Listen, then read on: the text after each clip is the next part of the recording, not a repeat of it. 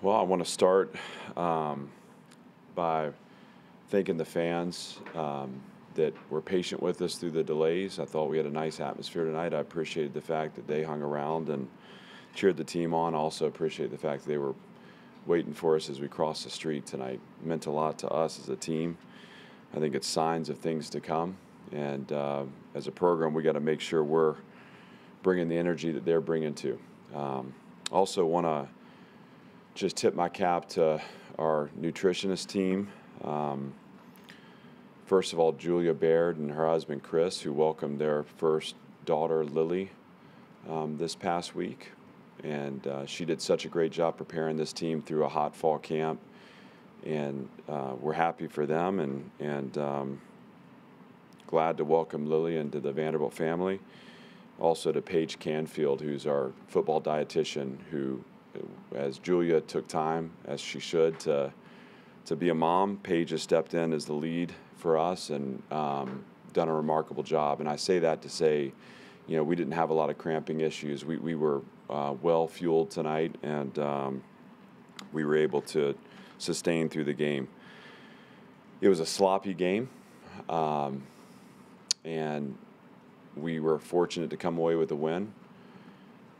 The first credit goes to Timmy Chang, who's done a really nice job advancing that program. It's a prideful team that was fighting for the state of Hawaii tonight. And I want to make sure that I take time here just to recognize all those that are hurting in Maui and recovering. And obviously our hearts remain with them.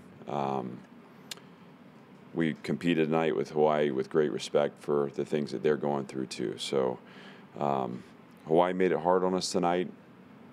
We can certainly do a lot on our end to clean up our performance.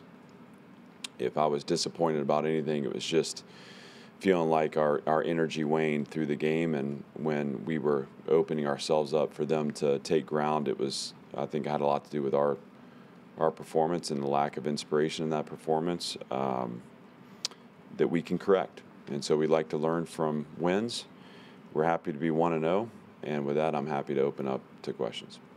Clark, how concerning was the O-line, just the inability to run, especially late, to kind of kill off the game, and also some of the protection issues early? Yeah, I mean, it was not pretty. The sacks hurt, and I felt like offensively when we were on schedule, we were driving and scoring, but when we got behind the chains, we had trouble digging ourselves out of the hole, and obviously our protection issues, and some of those are four-man rush. It wasn't complicated. We got to look at the film and see where we need to enhance, but obviously we need to enhance. I believe in that group of guys. We'll be better. I didn't like, we had, I believe, 3 procedural penalties in the game too. That's not one of the keys to victory for us offensively was to weaponize our operation. And you're jumping off sides, the snap infraction, those things certainly don't help. Obviously, on the flip side of that, when we got them to jump off sides on the 4th down touchdown to London, that's us again playing to our identity and weaponizing our approach. So there's a lot to clean up there, but again, I believe in that group, and we're going to be okay. End of the game, look, it's hard. They're going to load the box up and they're going to pressure, and I think there's 2 aspects of that. One is you have to be able to run the ball when you have to be able to run the ball. So there's a mindset and attitude towards that.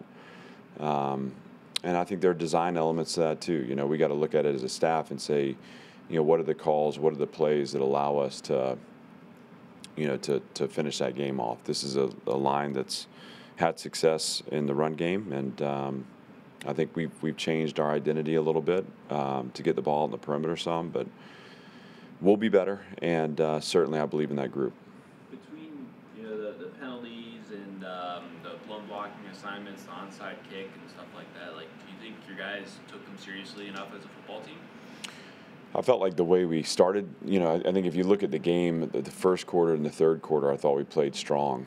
The second and the fourth, I thought we left ourselves exposed for them to take ground. And, there's a lot that goes into that. I think we want to be obviously a cleaner team than we were tonight and a more mature team than we were tonight. But I don't believe that, it's game one. It had nothing to do with our lack of respect for Hawaii or in any kind of lack of intention in our preparation. I think it has to do with just growing into being a good team. And good teams are consistent. They're consistent in their execution. They're consistent in their energy. And we're not there yet. And, we were fortunate tonight that we were better than our opponent. But, we're all disappointed because we know we can play better. And, again, we celebrate wins, but I was reassured, as we were kind of meeting as a staff before meeting with the team, that the team sees it the same way.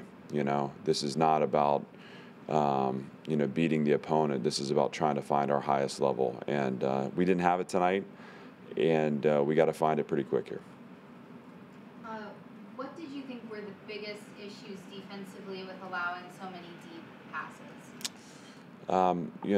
There's a few. Obviously we got the last one there that kind of set up the score was Savion Riley on a vertical route where he's got to be on top of it, and so that's that simple. I think the ball got behind BJ once for a touchdown, and we'll look at that, and I'm sure there's a win early for him there.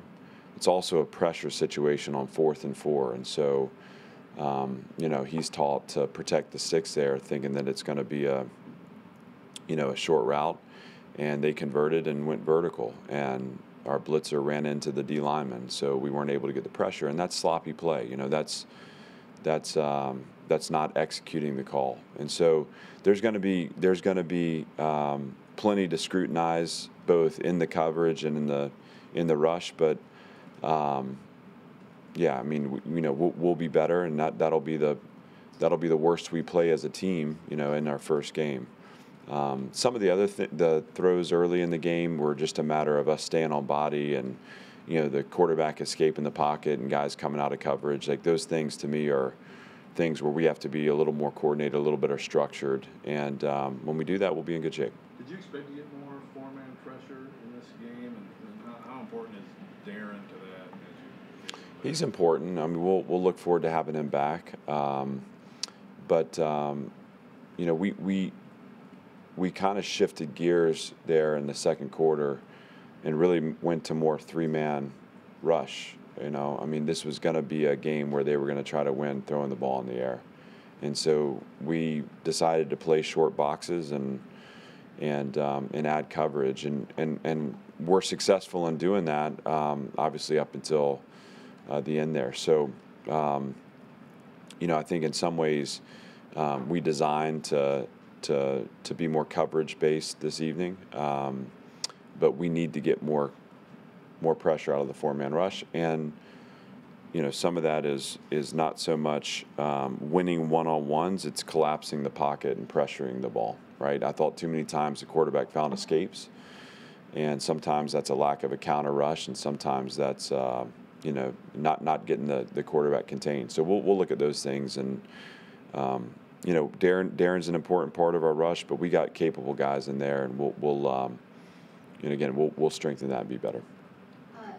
What did you see out of Duricky tonight, getting those two big interceptions? Duricky's a playmaker, and he's a long, rangy, athletic guy who has really grown as he's spent another year in the system, and both picks obviously were huge. The one in the end zone took points off the board for them, and obviously the one to seal the end of the game meant everything to us. So I'm happy for him. I'm proud of him, and I thought there was strong play for him in other ways too. And so it was a good start for him for sure. I'm sure he'll be looking to build on it too. Does Quincy Skinner have an injury? It seems like he's playing less later. Yeah, he just had a little bit of a hamstring come up on Wednesday, kind of a cramp almost that I thought was going to limit him for the game. He was able to play obviously a bunch earlier. I thought he had inspired play early, and then just felt it grab on him. I don't think it's going to be anything that's long term right now, but we got to get it looked at and make sure he's going to be good to come back. Can you talk about AJ's performance? Obviously, he had 3 touchdowns, but there were 1 or 2 throws that could have been pick sixes the other way. Yeah, we got fortunate. It was sloppy. You know, he's a good player, right? And you know, he creates on the conversion to Gamarion. He throws a nice deep ball. You know, obviously he and Will connected a few times in that. You know, Jaden McGowan on the sideline, great catch, diving catch there. There's a lot of chemistry built in those. He needs to clean his play up a little bit, and that's going to be about you know, being on time and in location with the ball and getting it out of his hand faster. You know, some of those sacks to me were more poor protection than him holding the ball too long. But you know, we have good players around him, so his ability to get out in rhythm and get the ball into space. I felt like we were doing that early on, and you saw Chase Gillespie get a couple of catches, and I felt like the RPO game was good. You know, we were able to hit Shep on a couple of those. At times we seem to get out of sync, you know, and game one's always a learning experience, and you know, he'll grow and get better, but obviously he was able to have enough production for us to win the game, and I think we need to celebrate that. What was the decision to go for 2 in those 2 early touchdowns? Well, the first one was obviously just felt like we had numbers, and it was built into the design of the play. You know, if we had the numbers, we were going to go for it. And obviously we didn't get it, so in the second one, it was to balance the score back up, you know, and then at that point we decided to kick it from there. Clark only had 39 rushing yards, like 400 something against these guys last year. A much different team, but how do you rate the identity change offensively? I mean, maybe for 3 touchdowns, do you feel like this was positive, or just a lack of a run game? Is that something you may reconsider moving forward? You know, the run game's going to look different, you know, and I'd have to look at the stats from a year ago, but obviously we had a quarterback that was contributing to that too, and I know for sure I had one breakout in the run game. You know, when we're on our game offensively, and when we were on our game offensively tonight, we're using short passes as rhythm plays, and those passes will break at times. So we're going to get some one-on-ones in space, putting the ball in the air, and it's you know, in the sense that it's a 4-yard completion on a hitch or an access throw off a run action that can break. It's like a run play for us. Thought we had that early. Thought we lost it a little bit in the second, and then in the fourth, you know, we just.